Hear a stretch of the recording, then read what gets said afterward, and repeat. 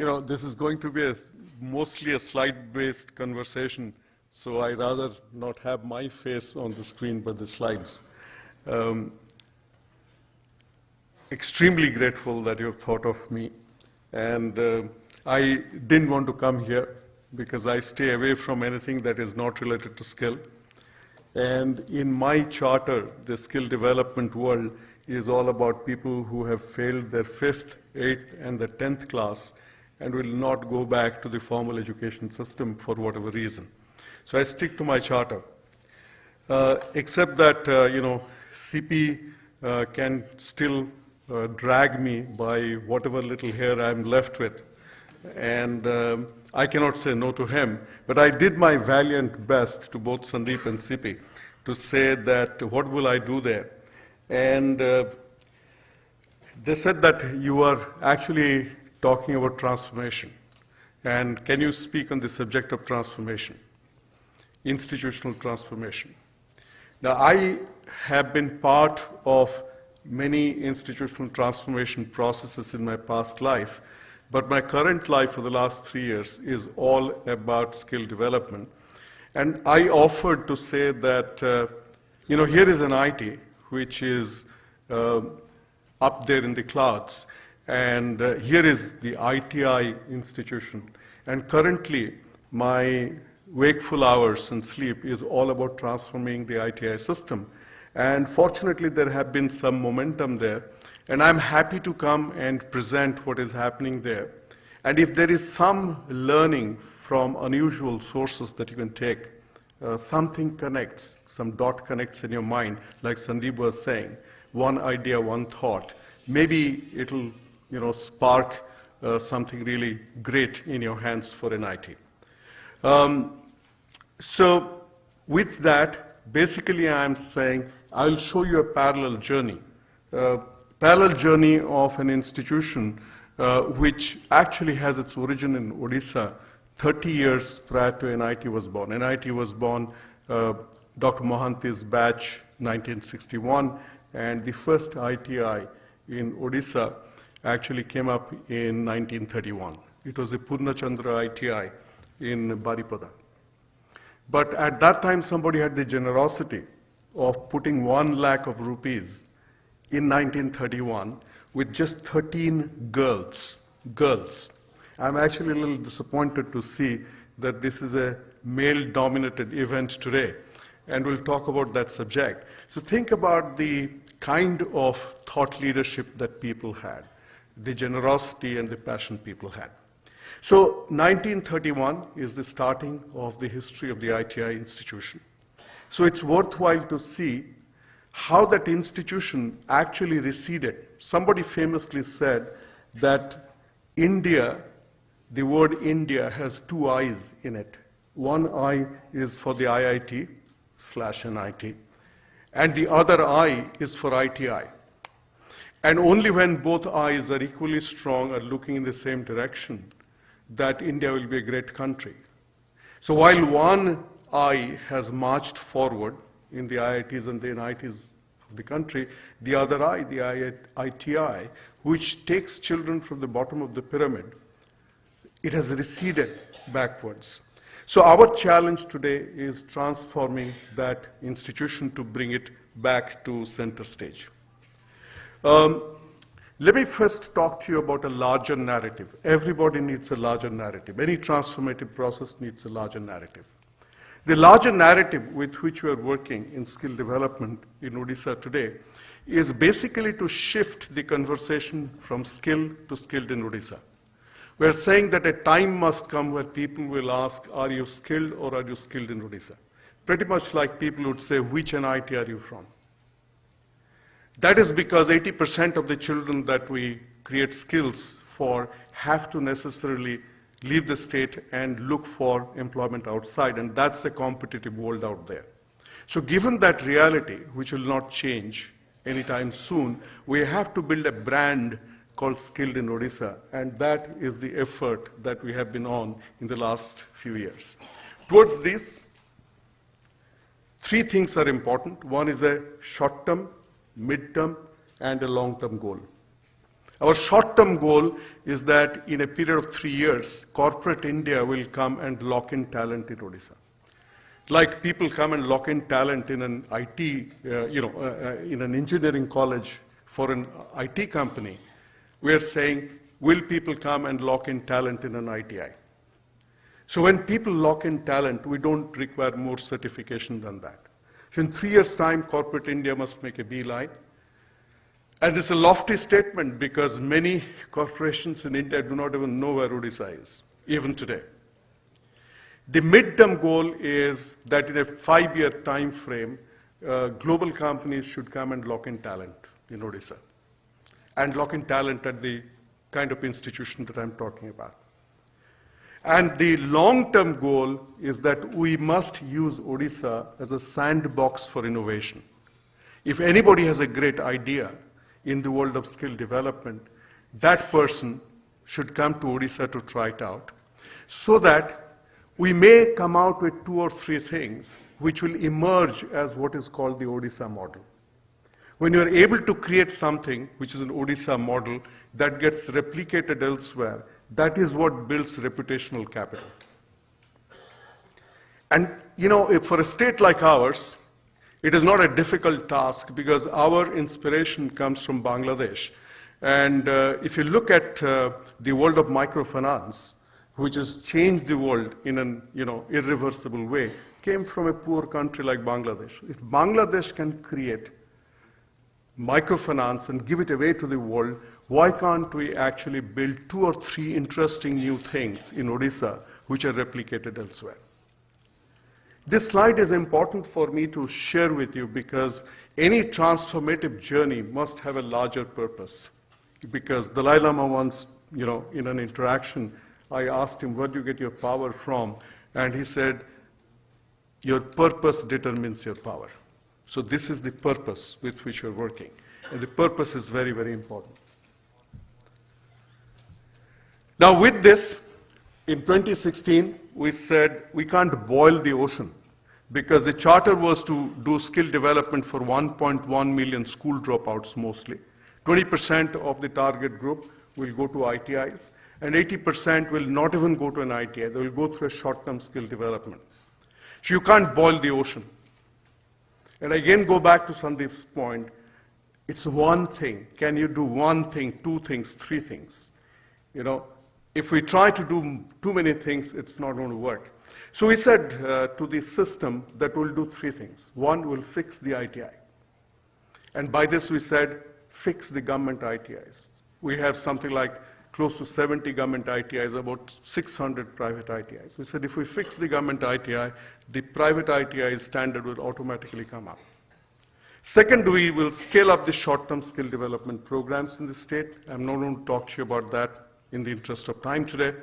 And third, is we said we'll accelerate the setting up of advanced skill training institutes, which was through an ADB loan of close to about, at that point in time, about $250 million to set up 8 advanced skill training institutes, which would work in a hub and spoke model.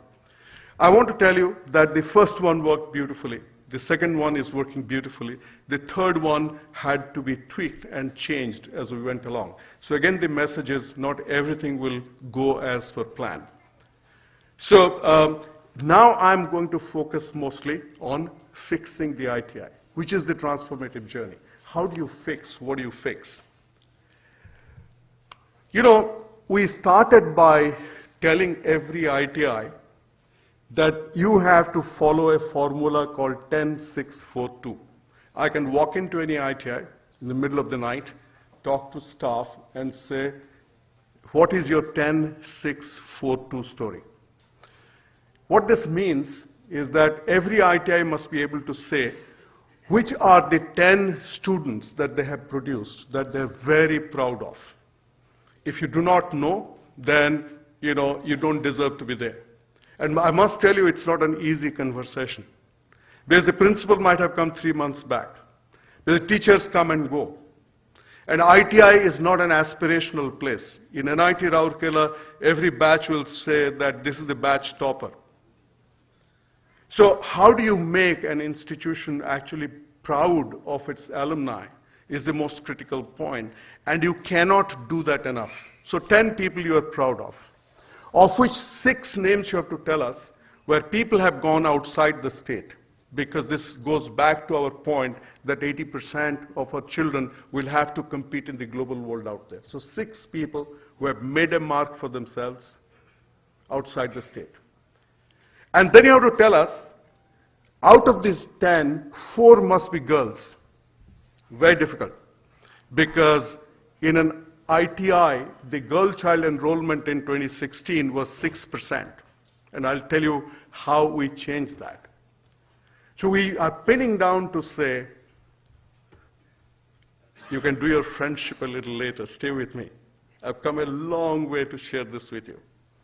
So you have to tell us 4 girls, and the girl is very central to our conversation, which is a point I want to leave behind with you. You cannot have a transformative process which is not centered on women. There is not enough that even an institution like yours can do for women today.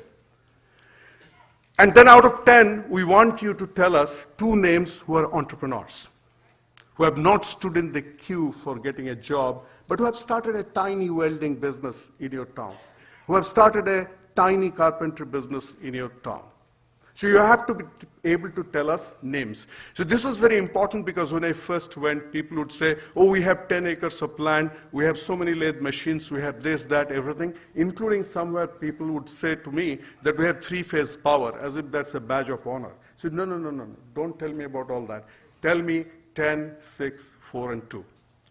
This girl that you see here, she's she's actually a Rourkela girl who studied in Bargad ITI.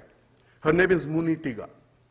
So she comes from a family of 7 kids. She's a tribal. Her father died and came to ITI Bargad, studied for 2 years. And today she's a locomotive pilot. She hauls the Shatabdi Express from Bhubaneswar to Palasa every day and brings that Shatabdi Express back. To us, she is the empress, she is the queen, she is the princess of skill development, and she is the first one.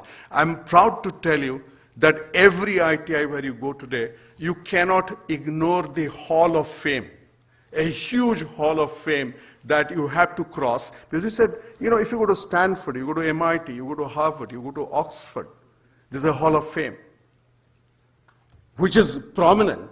Even in IIMS, I don't see a Hall of Fame which is prominently displayed. But if you don't have a Hall of Fame, nothing else is going to work. Because at the end of the day, an educational institution is known by the people that it creates. And today, every single district, every single skill educational institution is able to say, what is the meaning of 10, 6, 4, and 2? So first was to get the role models. Now, the thing that we need to look at when we look at transformative process is transformation for who? We have our fanciful ideas about transformation, but at the end of the day, it is a 14-year-old, 15-year-old kid. And somehow we forgot that irrespective of whether that kid is your kid, my kid, or a welder, electrician, tea shop owner's kid, at 14, your fundamental requirement is you want to look cool to the other sex. Your fundamental requirement is not to become, chairman of some company, to be a Nobel laureate. You want to look good to somebody sitting next to you.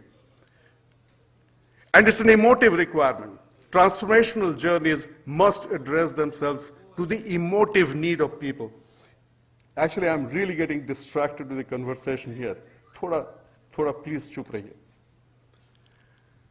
So you look at the uniform of these ITI kids. Thank God in an ITI, I'm sure you don't have a uniform, but somebody has said ITIs must have uniform. So this doesn't look cool. So what did we do? We went to National Institute of Fashion Design and said, please redesign this ITI uniform. The uniform here is not important. What is important is, for the first time, somebody says that the redesign must be done by National Institute of Fashion Design. So when it comes to our own needs, we are maximalist. My child will pick up an Ivy League college from a list of Ivy League colleges, which Ivy League will my child go to. But when it comes to small people, or for that matter, when it comes to others, we become very minimalist. I was asking how many people have gone through NIT education, and I was given the number of 25,000. So 25,000 people, as actually Pradyumna brought me from the hotel here, and he was telling me that he paid 67 rupees as fee. And if you ask most people, they will be minimalist when it comes to saying, can you contribute to a corpus fund? So when it comes to others, where it's payback time, we are minimalist. If we are trying to do something transformative, we have to be maximalist. We have to think larger than life. And this is an example of thinking larger than life. And there's a reason why I'm showing you the girls' uniform. We are proud that the girls' uniform looked better than the boys' uniform. Because 3 years back, 6% was the enrollment in ITIs for girl child. And we went and asked every kid, every boy in ITI, to say each one must get one. What that really meant was that each boy had to bring a sister. And if you did not have a sister, you had to get a Rakhi sister. Next year, the enrollment went from 6% to 14%. This year, it is 22%. And our goal for 2019-20 is we must get 35% kids inside the ITI, girl child. Because today, a modern factory floor is safer for a girl than even a bank. Because there's 24/7 regulation, government oversight is there, CCTV is there, you have to have a creche by law, you have to have separate toilets by law. So if I can produce a girl child who will be a CNC machine operator, she's far better off than joining a white-collar job. The next thing that we did is that we said that you must have contact sport. We underestimate the importance of contact sport. Just as I said that at 14, 15, 16, a kid wants to look cool to the other sex. The other thing is kid does not want to top the class, the kid wants to play. Bring in the best contact sport into the institution, and you will see that it is a direct linkage to many, many things.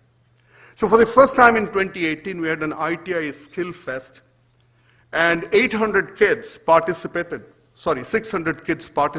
from various parts of the district. This picture is very important. One is, of course, you see the girls marching in the front, but what is more important is the red band following is the military band that was brought in to play the music for the march past. So this is maximalism at its best. Nobody ever thought, first of all, that ITIs will have contact sport. Second, nobody ever thought that ITIs will come and compete at a national level, state level. And nobody thought that the military band can play for the ITI kid. What we did next is that we tried to fix the information asymmetry. Every transformative process has to budget for information asymmetry. You have 25,000, students who have gone through NIT, and you have hardly 300 people in this room. And you have a certain information about your organization, your alma mater, your institution. But that same information in the same way is not shared by others. So we can, in an information overloaded world where there is high attention deficiency, to continuously bridge the information asymmetry problem. What we did is that we took what we call the skill caravan to every subdivision. And you can see that the skill caravan actually focuses on the role models. And inside this caravan were the role models. And this bus would stop, in taluks and in panchayats and in district headquarters, and the munitigas of the world would get off the bus. And for the first time, the collector of the district knew that there's an ITI in the district. Because the collector had to receive the bus at the border of the district. Earlier, the collector had no idea where the ITI was, and far less what happens inside an ITI. The next thing that we did, and I'm going to leave this strongly behind with you, is that we took 100 teachers of government ITIs and sent them to Singapore for a 2-week training program.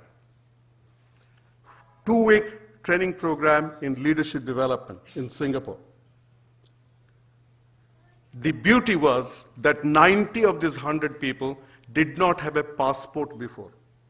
They didn't have a passport. They never thought it's important, even for their personal reason, to have a passport.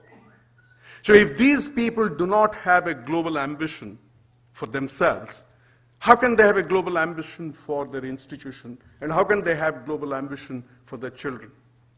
But we are a small state. We are considered to be one of the lesser developed states. But we are the first state in the country to send 100 ITI teachers one shot to Singapore.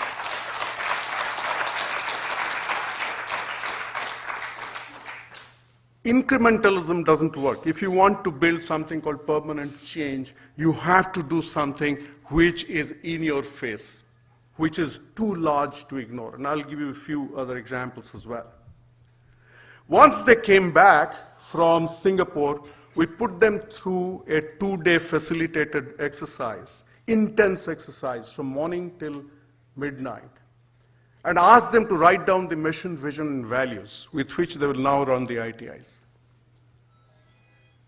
And this is their word, these 100 teachers who came back. And they said that the mission is going to be transform society through skilled professionals. Very simple. It's a North Star statement. But look at this. They did not say transform, Odisha through skilled professional. They didn't say transform India.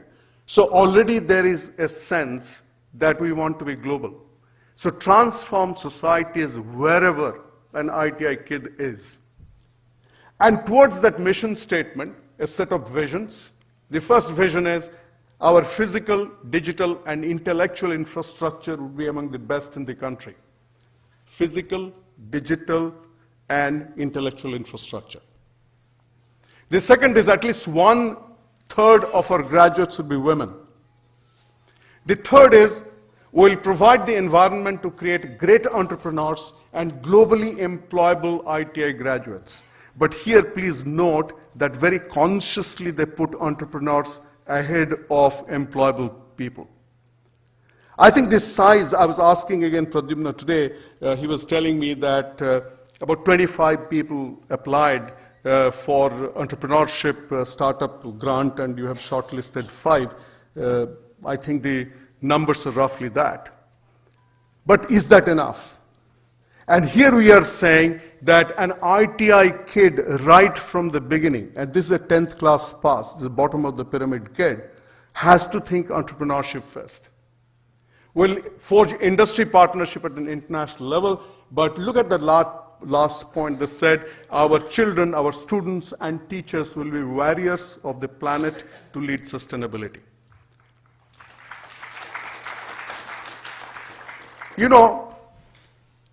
Each one of us has a carbon footprint.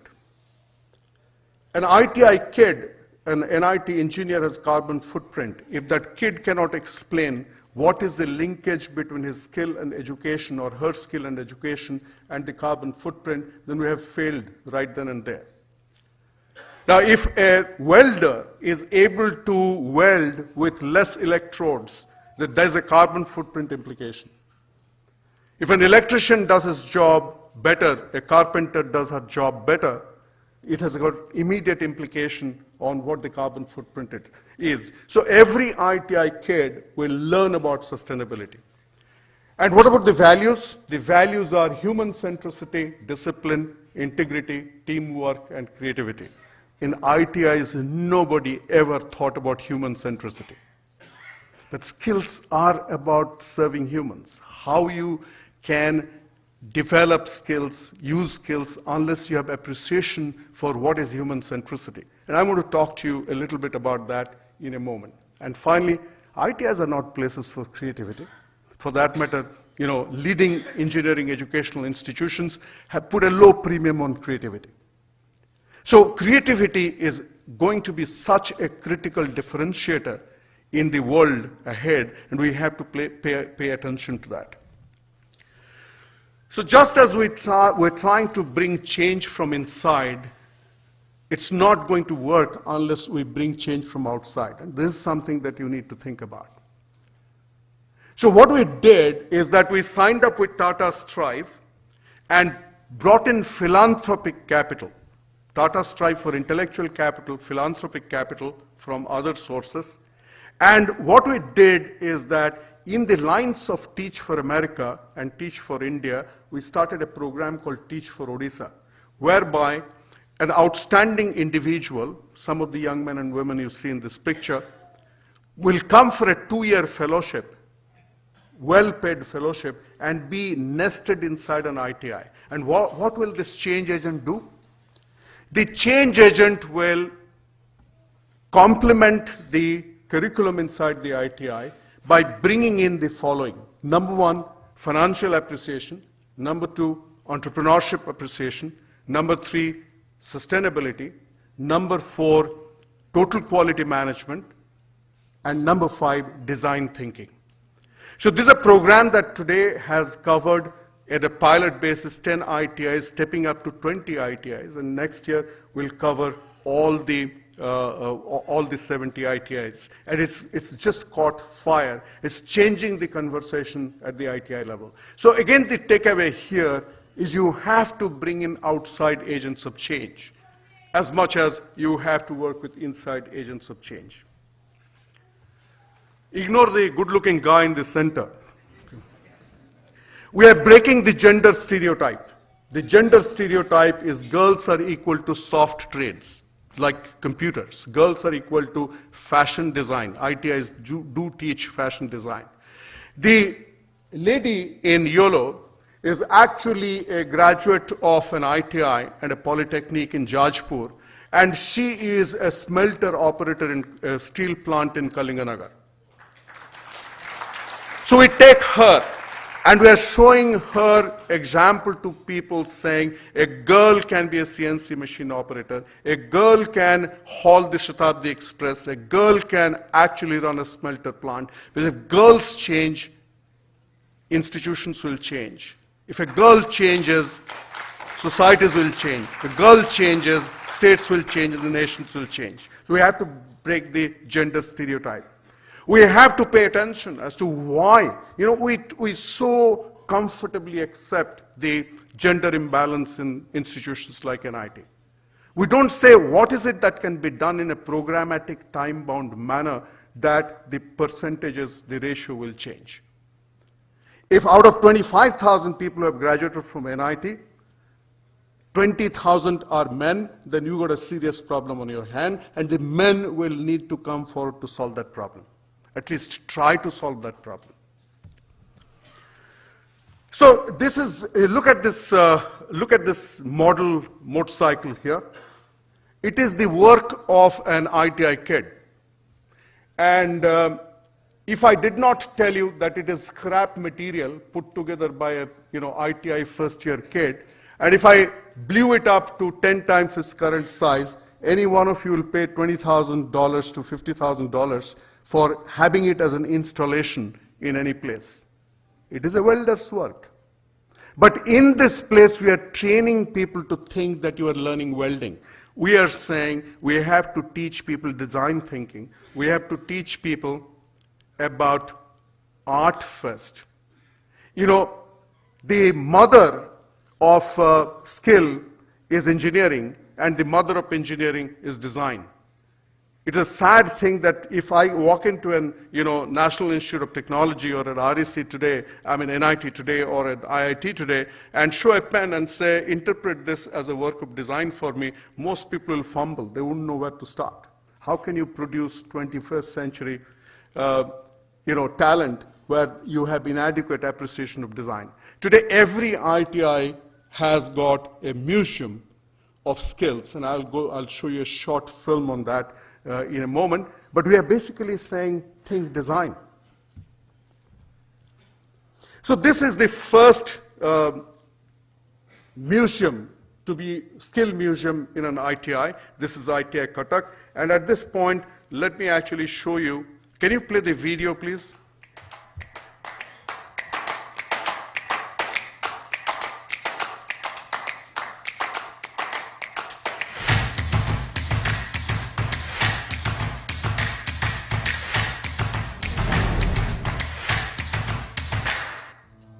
The word museum comes from the ancient Greek word moseon. In ancient Greece, a moseon was a temple for the patron divinities of the arts. One underlying thought that evokes feelings of silence, wonder, awe, inspiration, and the concept of design. Design must precede all engineering because design is the mother of engineering. And then it is skill that delivers what must be engineered. ITI Cuttack was started in 1958 with 200 students. In its long history of more than 6 decades, it has been witness to a fascinating journey of mankind in science and technology, with emphasis on design, engineering, and skill development. We want our young women and men to appreciate design, be inspired by the pathways that open with engineering so that we can use our skills to transform society. With that inspiring idea, when the concept was first discussed within ITI Cuttack, the Odisha Skill Development Authority, we decided to approach a leading architectural firm, Vastukar, to design the Skill Museum. Young architects who visited the ITI were charmed with the history that was scattered in obscure corners, left as objects long forgotten in an abject state. That became the inspiration. The first time in the history of India, we have a skill museum, and that too, the skill museum is in an ITI.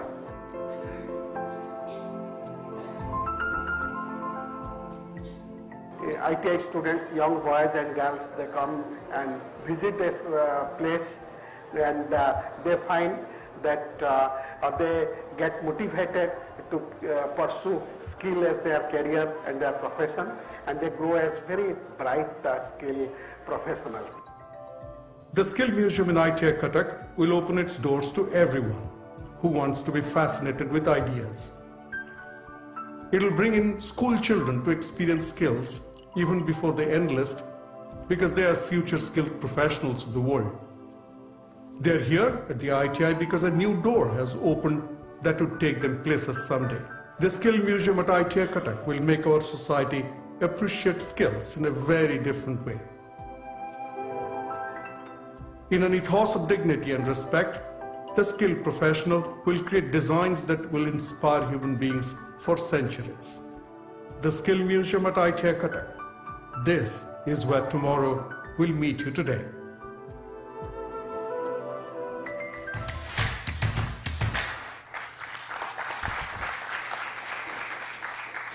So thank you. Again, the idea here is twofold. One is that we need to make this aspirational. Second thing is bring in young people who are not yet ready to come to an ITI. Can we switch to the slide mode, please?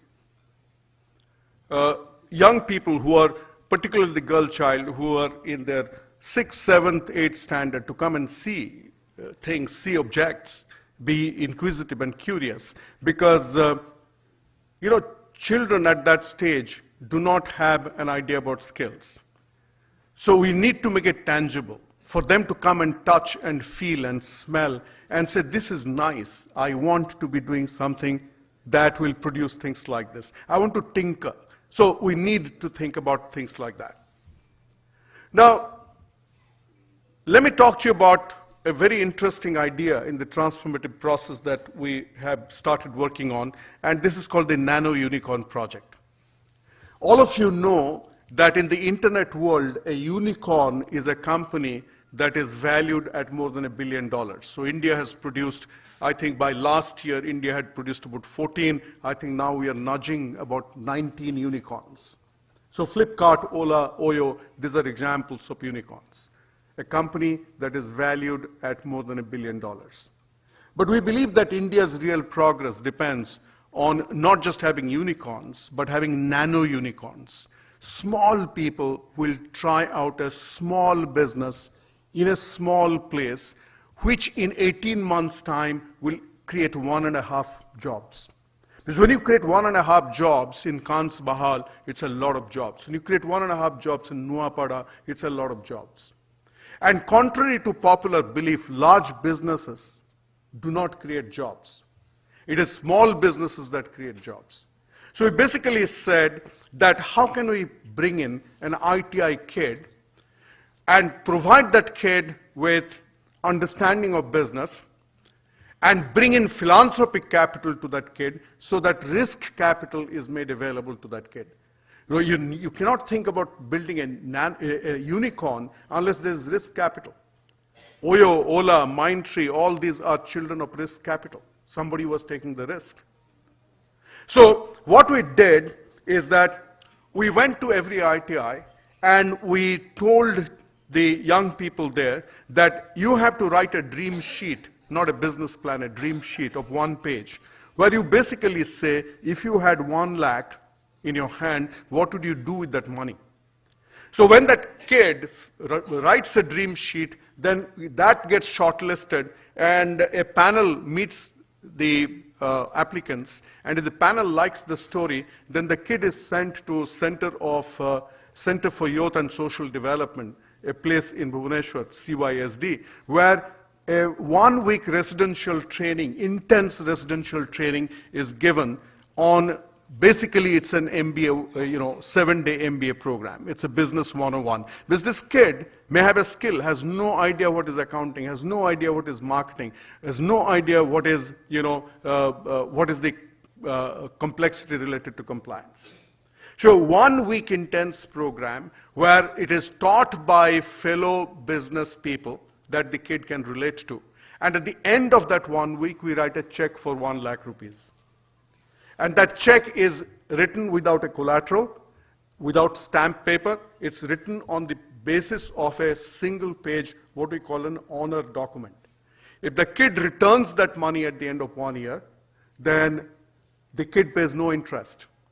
If the kid returns the money after 2 years, pays 5% interest, the kid knows that when the money comes back, it will start another nano unicorn. So this is not about money though. We are basically saying last year we tried with 100, this year we'll try with 1,000, and next year we'll try with 3,000, and then the government will withdraw from it. Because what we are trying to do in this process is not writing checks. We want to capture the story, the narrative of both success and failure. At 3,000 level, we have enough narrative to go and light fire in many, many hearts and minds. This is the first batch of nano unicorns. As I said, last year, 100 people have been rolled out. And I must tell you, very, very inspiring stories. It's something which is too large to ignore. It's a short life, Though many of you look younger than me in the audience, I can guarantee to you that in 10 to 20 years, you have to say goodbye to Earth. Okay? It's a short life. It's not worth doing small things. What we are doing is setting up something called the World Skills Center. This is a 500,000 square feet building in the middle of Bhubaneswar. It's the only building in Bhubaneswar right now which has got a helipad at the top, so you can see the helipad.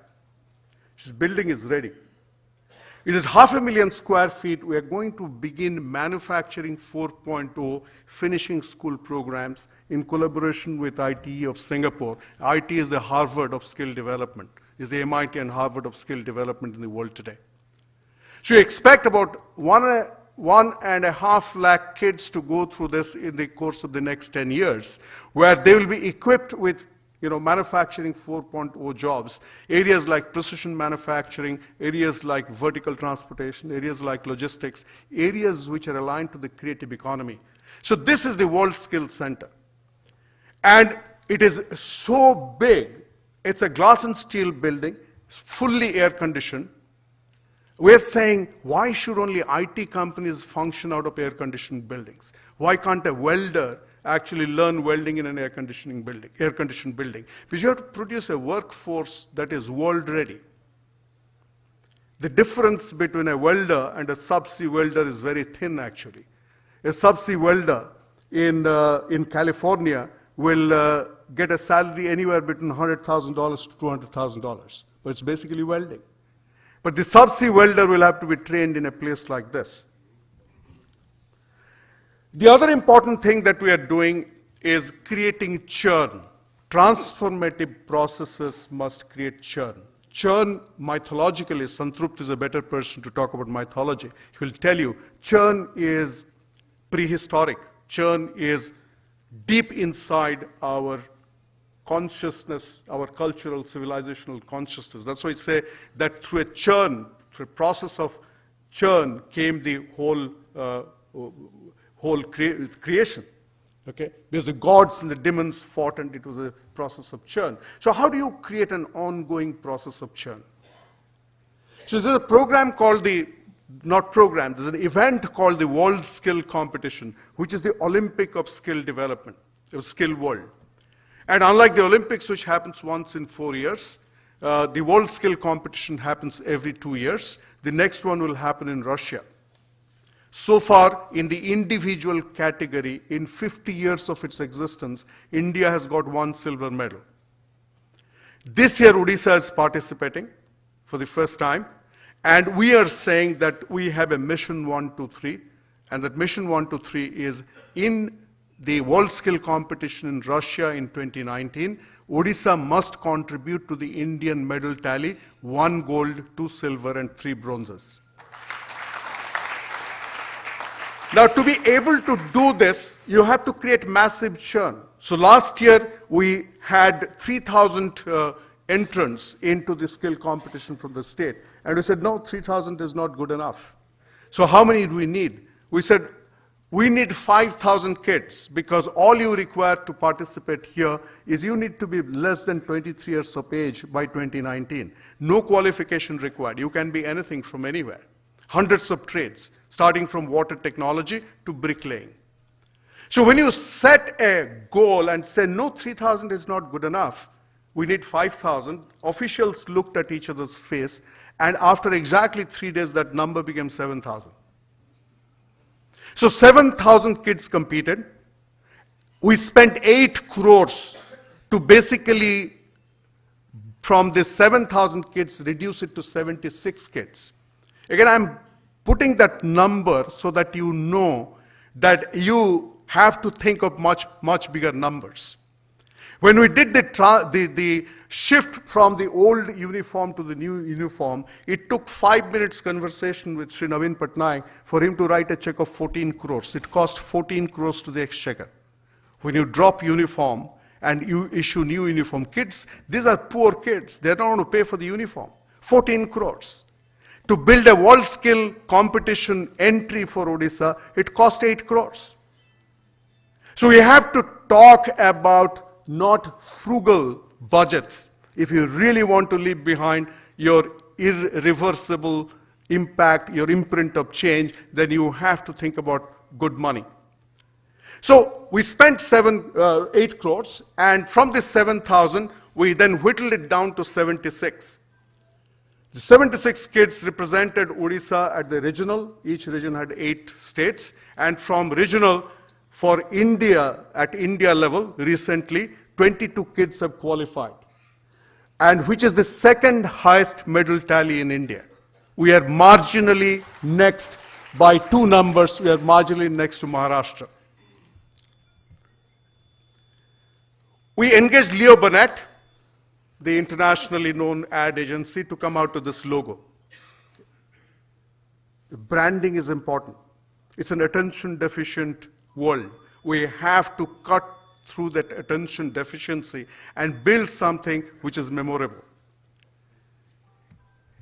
And last but not the least, we are building Odisha as the skill capital of India, and within that we are saying that Bhubaneswar was known as a temple city. All that is fine. You know, we are so rooted in our culture, in our past, and Bhubaneswar is called temple city because you have 1,000 temples, each more than 1,000 years old, in that same place. But we want the world to adopt a new narrative and look at Bhubaneswar as a skill capital as a skill city, the skill capital of the country, because per square mile, per square kilometer, Bhubaneswar has more number of skill institutions than any other place in the entire country today. Why this positioning is important? This positioning is claiming ground that you didn't have before. NIT is not the only NIT. NIT Rourkela is not the only NIT. NITs are not the only higher education, premium engineering colleges. And India is not the only country in which we are playing. So you have to claim a ground, a certain ground, and say, I am this, and then everything else follows. So I'm going to summarize, any transformative journey has to begin with a larger purpose. For us, the larger purpose is building a brand called Skilled in Odisha. So people will ask, are you skilled or are you skilled in Odisha? The second important thing is that educational institutions have to think about how to better leverage their role models. Role models are very under-leveraged. If I go to NIT's website, I'm sure on the home page I will not see role models. And that's all that you have produced.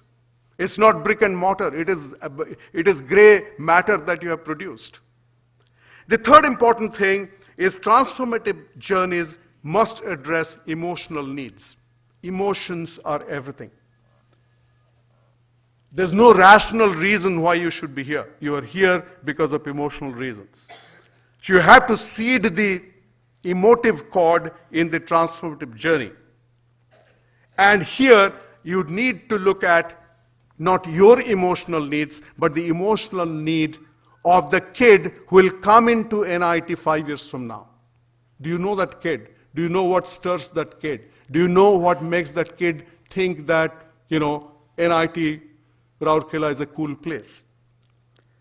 The next important thing is we have to keep women at the center of everything. I think it's a disgrace to us that higher educational institutions are still male-dominated. It augurs ill for anything which is futuristic. You don't fix the gender gap, you will be outdated in no time. The next important thing that I want to share with you is continuously address the information asymmetry. We cannot inform enough. We tend to communicate a lot, but we don't inform. The next point I would like you to keep in mind is to be maximalist when you see dreams from your alma mater.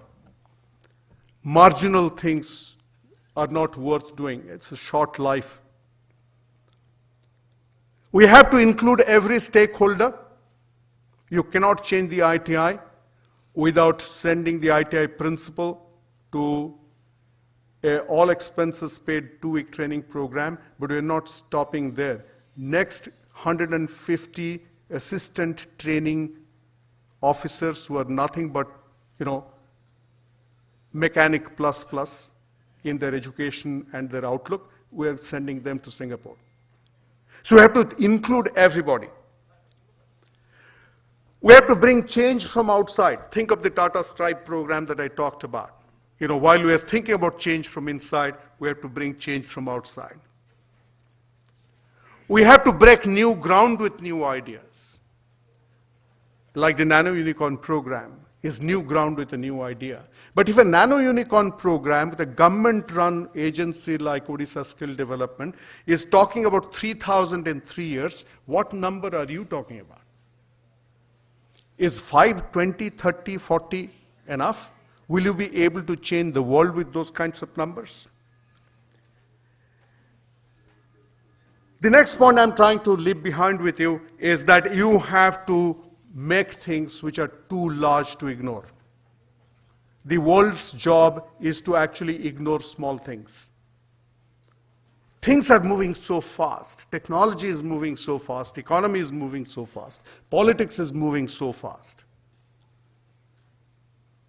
If it is not something which is in your face, is not large enough, then it is unlikely that it will stand the test of time. And build through your enormous network and capability and imagination a process of churn. Churn is very important. Continuous churn. Continuous churn at a physical level, at a digital level, at an intellectual level, and last but not the least, at the emotional level. Ladies and gentlemen, thank you very much for listening to me today. And I wish you all the very best in the coming years. Thank you. Thank you. Thank you so much. Thank you. Thank you. Thank you.